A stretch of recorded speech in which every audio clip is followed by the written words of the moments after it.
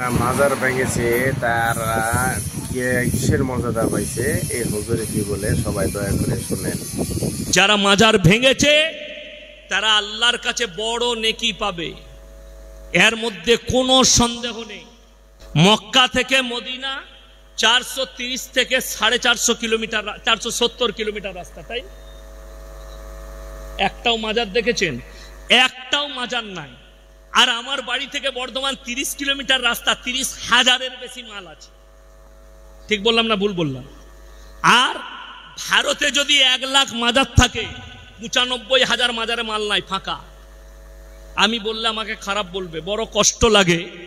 দেওয়ানবাগি একজন পীর আছে, তার মাজারটা ভেঙেছে।